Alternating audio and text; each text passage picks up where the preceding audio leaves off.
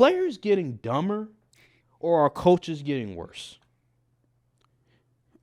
Man, I was. You don't understand how upset I was. I know I said in the group chat, but I was like, genuinely upset at that Bucks and Lakers game. Like I wanted Doc Rivers to be fired on the spot for what he did down the stretch. Oh my goodness. But go ahead, you can continue. I say that because I feel like I go to Twitter and it feels like every other team's fan base is complaining about the coaching. One night it's Jason Kidd. One night it's Tyronn Lue. One night it's Doc Rivers. I've heard some coaches, some Cavs fans complain about Bickerstaff too. Darvin Ham every night. Yeah. Every night. It's like, are coaches Steve getting Kerr. worse Yeah. at coaching? This was never the case 10 years ago. 10 years ago, you could say there's about 7 really good coaches. You look at like Rick Carlisle. You look at obviously Eric Spoelstra. You have Tyronn Lue. You have who else? You just had Greg Popovich. You just have a lot of names, a lot of really good coaches that you look to and you say, okay, they seem like they know what they're doing. Now I'm looking at them like it's so hard to find really good coaches. Well, also I do think the coaching definitely has had a decline in the league. But you also remember Pop earlier in the season, he said these guys come into the league so raw fundamentally wise that a lot of time in practice, instead of installing a game plan, we're really coaching the basics and telling these guys how to really play the game. So it kind of makes sense when these dudes are lacking game awareness and, when in-game situations happen, they're not really prepared. It's because, maybe they spend a lot of time just getting the basic stuff correct, because a lot of these dudes come up playing AAU ball and they doing this, they doing that, and they didn't really learn the fundamentals from these coaches and trainers and all of that. So, I mean, that could be one of the reasons. But then I'll turn it on this. Well, I'm looking at a lot of these veteran teams. That is also. And these coaches on these veteran teams seem like they have a problem with adjustments. They have a problem putting their team in the right positions to succeed. And I'm like, you have a lot of veterans. You have guys that have been in the league for years. Like I'm looking at the Mavericks with Kyrie and Luka. I'm looking at the Lakers with LeBron and AD. And then you have some other guys that have been in the league for a bit.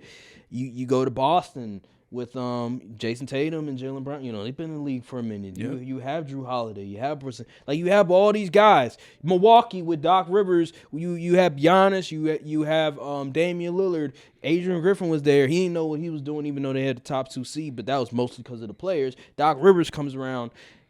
He goes to all these different veteran teams, and yeah, they win games, but when it comes down to winning the big game, he can't do it. And then you have then you go to Phoenix, and they're inconsistent. And then, when they had Monty Williams there, and then now they have Frank Vogel, they're inconsistent. It just seems like these coaches, on one hand, you're like, okay, they win games, but then when you get to like these big games against a Denver or a Miami in the playoffs, you like, do they know what they're doing? Like, these coaches nowadays make coaching look so difficult. Like back in the day, 10 years ago, I say 10 years ago because, I'm not going to go 20, 30 years ago or anything like that, because number one, I wasn't watching the game, and two, there's still, people that are watching this video, they can understand what I'm talking about because they probably watched the game 10 years ago, which was like 2014. Coaching didn't feel so difficult. It felt like they knew what they were doing. It felt very simple. You have your system that you put in place. You have a rotation that you go to. And that's that. And you let your best players do their thing. Nowadays, it just seems like that's not the case. It just seems they'll go to a rotation and then they'll just go away from it. the system that they put in place, we don't even know what the hell their system is nowadays. It's like a bunch of one-on-one ball. And I think that's the problem. I think the game has devolved to a place where it's like a 3-point race, and whichever team makes the most threes. So now that the coaches that used to be able to run a type of offense where they could work mid range a little bit, maybe attack the paint a little more, they had to develop and evolve their offense to be, okay, I got to find a ways to get these guys open threes. And I think that's really one of the biggest issues because, like I said, 3-point attempts compared to 2016, I think they're up almost 10 attempts a game league-wide. So I think that definitely had some sort of an impact on the coaching. That's true. Everybody's doing the same thing. Everybody has chucking up threes, a lot of ball-dominant players. It's becoming the same sort of thing. But when you look at the Nuggets, though, what makes the Nuggets great is they're looking at it, well, y'all are dumb. We're gonna do our own thing.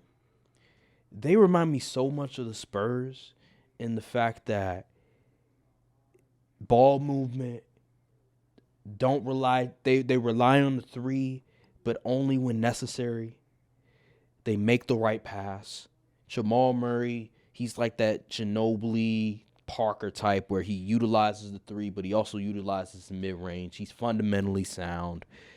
Jokic, we already know he's fundamentally sound. Point center, can do it all. See, the thing that makes the Nuggets so tricky is that not every team, well, not many teams at all, besides a few, maybe like the Kings, have a big that can play make at the level like Jokic can. Pretty much. You think, okay, we got Jokic in a 1-on-1.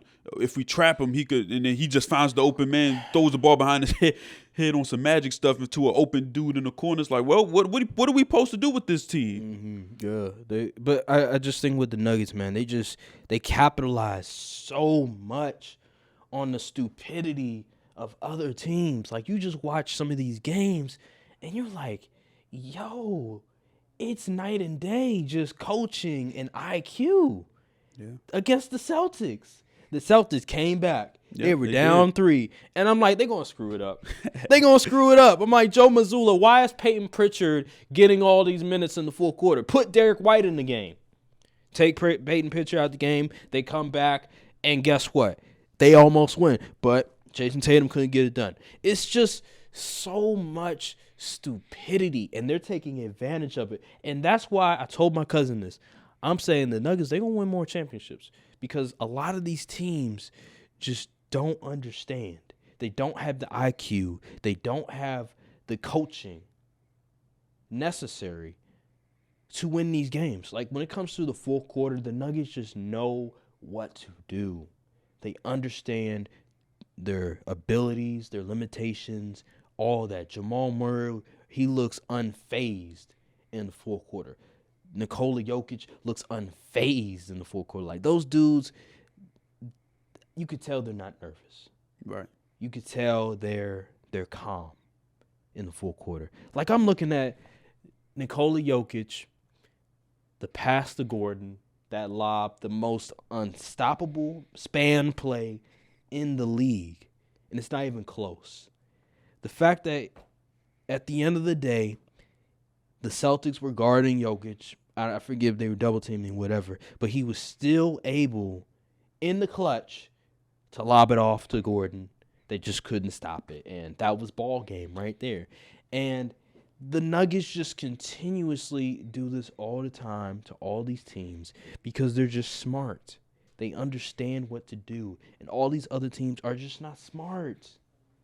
That's just what it is. They're just not smart, bruh.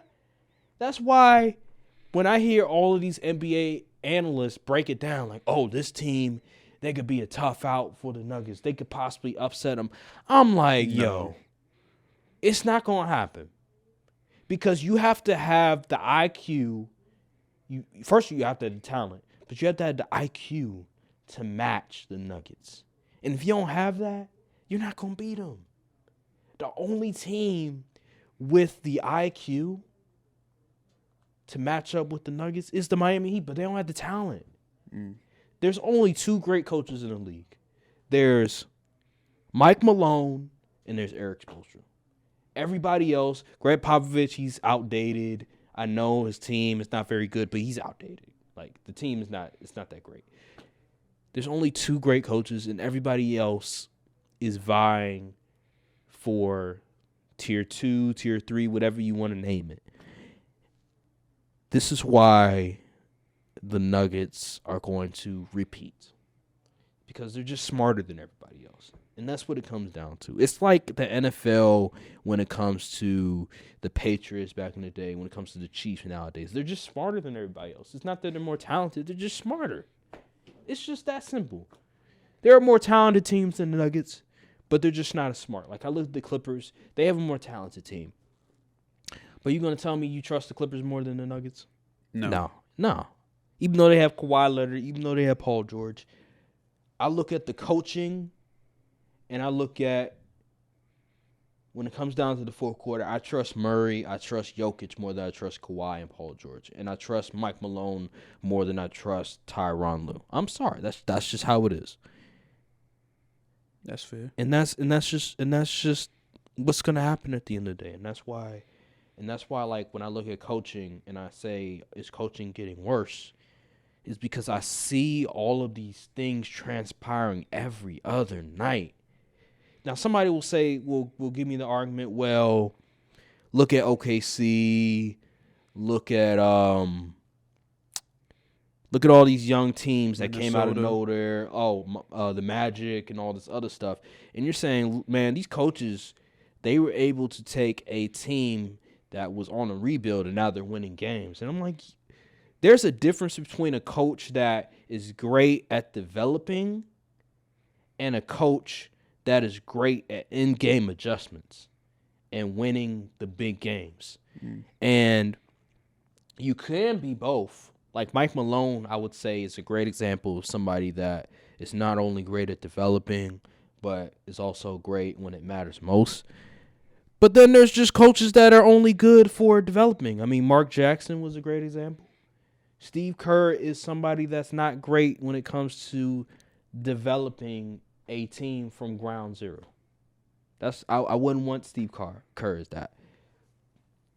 It's just a difference. And I don't see many coaches that can do both. It seems like there's only one type of coach. You can only be one type of coach. You can't do both. That's just how I look at it nowadays. Look, cold world, still a cold world. And a couple of y'all is cool, but we a little more thorough. Whole time, a little more girls. You know I spit that sick shit and it's still no cure. Hold up, loud packs like